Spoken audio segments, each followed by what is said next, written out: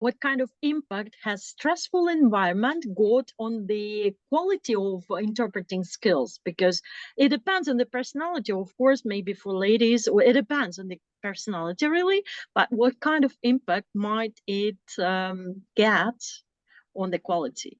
Well, you get sometimes a little bit scared before you start walking. But well, as for me, I will speak for myself. When I start walking, I start interpreting. I really do my best and I forget the fear. Yeah, I might be very scared before the start. Right now in the booth, I don't really get scared. But I remember, for example, once I interpreted for Russian president, and I really got very nervous. Well, everyone was running in all directions. Everyone around was very nervous, very excited, and I think it passed on to me. And then there was a couple of dogs who came in our booth to check for bombs. Yeah, so yeah, and then Security rules the obliged. security was at the top. And, I will probably cut yeah, some of these details yes, because to be shorter. We would like to be asked lately. Yeah. right, What about yes. the artificial intelligence? What kind of role does it play now? Because I know in the group where we got acquaintance with each other, we discussed a lot the role of artificial intelligence. How do you see this role, and what kind of probably Forecasts, forecasts yeah. could you propose? Uh, Um, Artificial intelligence is developing very, very fast. That's true. And I don't really have positive forecasts for my job. I think that maybe in 5 or 10 years, artificial intelligence will be able to interpret better than us, and we will probably be replaced, most of us. I think maybe there will be some human interpreters for maybe some top jobs, or this will be like some special service, but mhm. most of us will be replaced. But You for really now, believe in that? Because I've got another yes, point of view on the subject, but it's really still debatable, I'd say. You do really believe in that? I can see that it's becoming better and better. And for Mhm. example, translation, written translation has become so much better. Right now, there are programs that can decipher a human voice and write very precisely what he or she said. And there are also programs that can speak like people if you Mhm. give them text. So yeah, I think it's a matter of time. For now, programs do not really interpret in real time. You need to download a video, for example, or an audio, and then they will analyze it for some time, and then Mhm. they will give a decent translation of that text. But I think it's only a matter of time before artificial intelligence starts interpreting in real time. Mhm. Yes, If it but for is now, I would just like to add that for now it hasn't happened yet. Human interpreters are still dominant in the area, in the field. We still use humans to do that. And I think that right now, an interpreter, a human interpreter, needs to be really good to give some human touch to the interpretation. Yeah, so that people see, oh, it's not a machine, it's a real person with real emotions. This is nice to hear this interpretation. So it'll be we the need, hardest area, they'd say, yeah. to replace our kind of work of quality, the emotions, because I'm not sure it'll be possible to replace it at all. Avoir, like the French could say. Um, That's right. So I think that, well, my recipe is that we need to be good. We need to give emotions, the human touch, and we will stay in this field for a while. And what about youngsters in that case? Because both of us, you and me, we've been working for youngsters too. We've been teaching Mm. languages. Because my daughter, for example, she's a 9-year-old girl. She's been learning 4 languages. Well, naturally, from me, she's absolutely Wow. fluent speaker in Russian. She's absolutely fluent speaker in French because she's been living here. And her father is French. Either the school is French, German, and she's been attending as many as possible of my English classes online. and what kind of future should I speak about to her in this case, if you think it's just a matter of time? Do you think we should probably minimize, or I don't think so, I don't believe in that, but what is your point of view? I think there is no future for interpreters, but people who speak several languages will always be in demand because you will still need to communicate, and even engineers, doctors, scientists, they also need to speak, well, at least English. Yeah, because English is a universal language of international communication. So I think it's a good idea to teach kids English and Several also other languages. languages too. Yes, Mm. and I have two sons. One of them is 13 years old, and the other one is 3 years old. The first one, my older teenager son, he is fluent in English, and he's not a native speaker of English, but he's very Quite fluent. good at that. Well, And you did I your only job. speak English to the younger son, so he is bilingual. He speaks Russian and English, probably the same amount of both. What age did you start teaching him English? Since Since his since birth, his yes, I birth. started not teaching, but I just started speaking English to him since he was in a cradle. Yes. Did you speak Yeah. only English to him? Did you divide parents? Mom was speaking Russian and father, daddy was speaking English only? Well, what was the Yes. organization?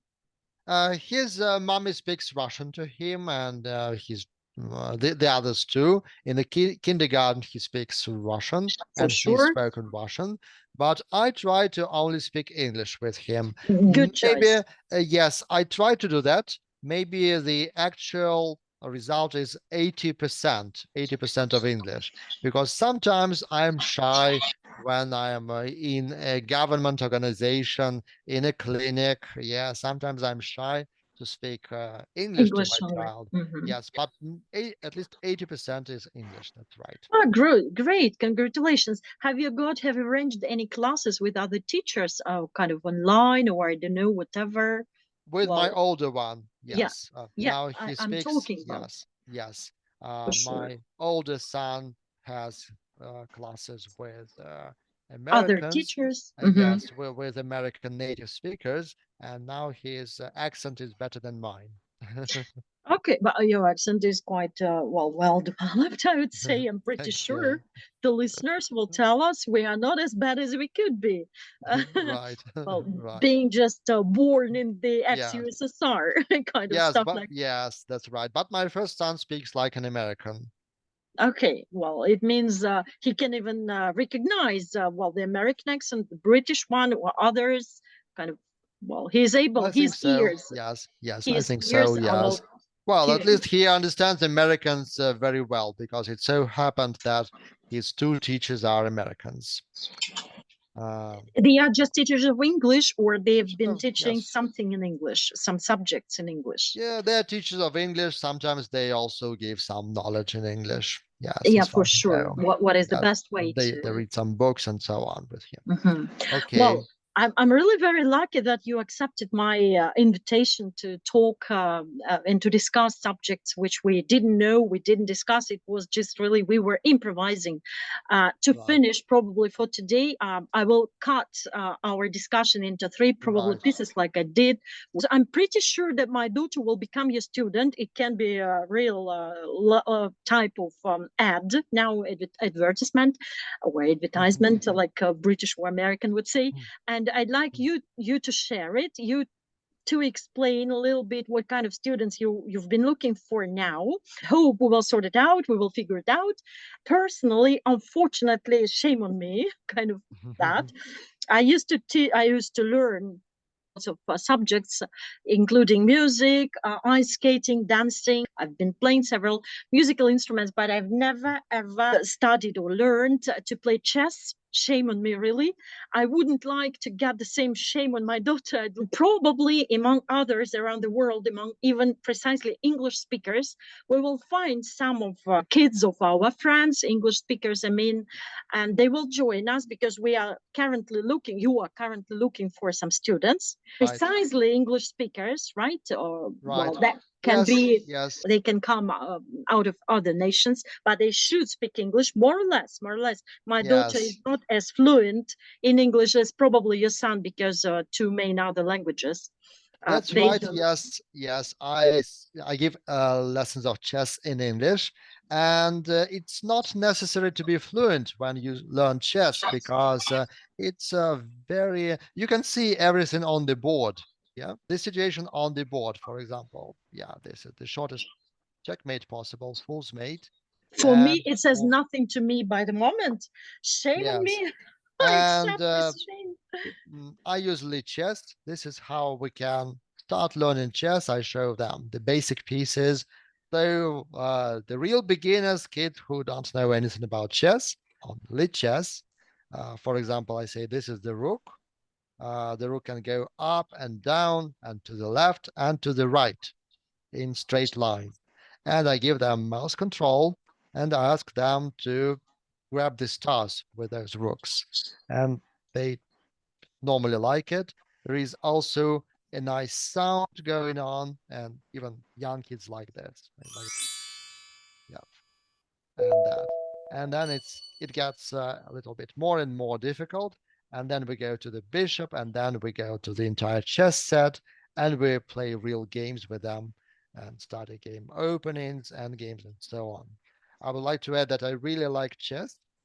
I've been lucky because my father taught me chess when I was very young, and it was a real hobby for me for many years. I've been in love with chess. I played in some tournaments. I got Первый разряд, the first category in chess, and an international rating of about 1800 FIDE, 1836, which is not really much like a master's rating, but it's pretty decent. And as an interpreter, I interpreted for some world champions of chess like Karpov, Kasparov, and Anand. And there was a chess championship match in 2012, which was Anand versus Gelfand, an Mhm. Indian world champion, versus Boris Gelfand, who was a contender for the title. And after the game, after each game, there were press conferences where they discussed how the game was going on, what were the variations they calculated in their heads, and I got to interpret all that into from Russian into English and vice versa. In this case, a person like me couldn't be an interpreter, because you must understand the game rules. And if you've never played and you can't understand how does it work, you can't translate. I think I'm pretty Yeah, I agree. To interpret chess, you need to be able to play, to know the chess notation, yeah. and And so I that's just understand why it's so important in terms of strategical thinking, right. to be able to work it out in the real life. It's extremely important quality or skills, and that's why I'm absolutely eager to get to work on that in case of my daughter. Right. Yeah. Thank you. And I would like to add that there were a lot of interpreting jobs before 2019, and then COVID started, and then there were fewer orders. Yeah, fewer clients. Some of them went away, and I had really nothing to do. Then there were some online orders and projects, so I got more interpreting jobs. But then the political situation really deteriorated in 2022, 2023, and a lot of clients went away from Mhm. Russia. And that was when I started diversifying my activities. I got much more To teaching, students, probably.